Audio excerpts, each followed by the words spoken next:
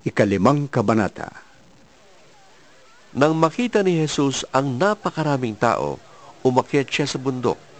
Pagkaupo niya ay lumapit ang kanyang mga alagad at sila'y tinuruan niya ng ganito.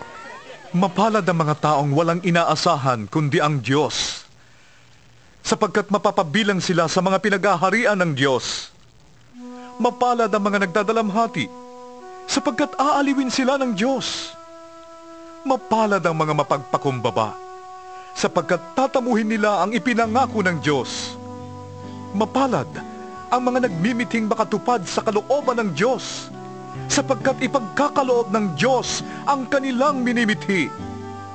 Mapalad ang mga mahabagin, sapagkat kahabagan sila ng Diyos. Mapalad ang mga may malinis na puso, sapagkat makikita nila ang Diyos. Mapalad ang mga gumagawa ng paraan para sa kapayapaan, sapagkat sila ituturing ng Diyos na kanyang mga anak. Mapalad ang mga inuusig dahil sa kanilang pagsunod sa kalooban ng Diyos, sapagkat mapapabilang sila sa mga pinaghaharian ng Diyos. Mapalad kayo kapag dahil sa akin ay nilalait kayo ng mga tao, inuusig at pinaparatangan ng lahat ng uri ng kasamaan na pawang kasinungalingan. Magsaya kayo at magalak, sapagkat malaki ang inyong gantimpala sa langit. Gayon din ang ginawa ng mga tao sa mga propetang nauna sa inyo. Kayo'y asin ng sangkatauhan. Subalit kung mawala ng alat ang asin, paanong mapapaalat uli iyon? Wala na yung kabuluhan, kaya't itinatapon na lamang at tinatapakan ng mga tao. Kayo'y ilaw ng daigdig. Hindi ba itatago ang isang lunsod na nakatayo sa ibabaw ng isang burol? Walang taong nagsisindi ng ilaw, at pagkatapos ay inilalagay yon sa ilalim ng takalan. Sa halip, inilalagay yon sa talagang patungan upang matanglawan ang lahat ng nasa bahay.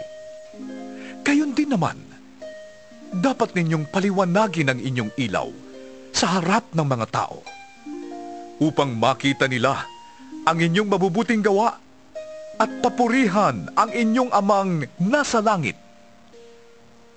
Huwag ninyong akalaing naparito ako upang pawalang bisa ang kautusan at ang mga turo ng mga propeta. Naparito ako hindi upang pawalang bisa ang mga yon, kundi upang tuparin. Tandaan niyo ito, kahit maglaho ang langit at lupa, ang kaliit-litang bahagi ng kautusan ay di mawawalan ng bisa hanggat hindi natutupad ang lahat. Kaya't sino mang sumuway sa kaliit-liitang bahagi nito at magturo ng gayon sa mga tao ay magiging pinakamababa sa kaharian ng Diyos. Ngunit ang tumutupad ng kautusan at nagtuturo na tuparin nyo ng mga tao ay magiging dakila sa kaharian ng Diyos. Sinasabi ko sa inyo, kung ang pagsunod ninyo sa kalooban ng Diyos ay tulad lamang ng pagsunod ng mga tagapagturo ng kautusan at mga Pariseo, hindi kayo makakapasok sa kaharian ng Diyos. Narinig ninyong iniutos sa mga tao noong una, huwag kang papatay. Ang sinumang pumatay ay mananagot sa hukuman.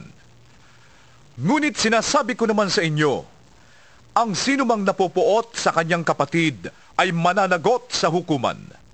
Ang humahamak sa kanyang kapatid ay mananagot sa Sanhedrin.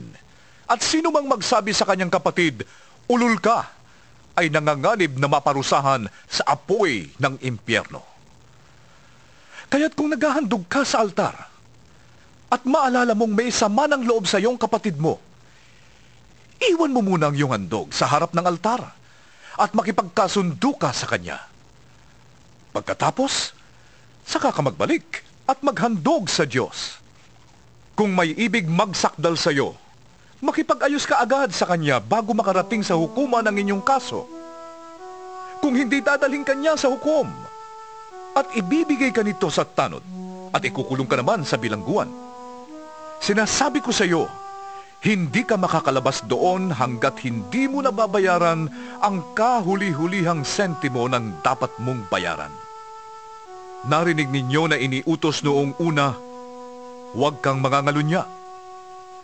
Ngunit sinasabi ko sa inyo, ang sinumang tumingin sa isang babae ng may mahalay na pagnanasa, ay nangangalunya na sa babaeng yon sa kanyang puso.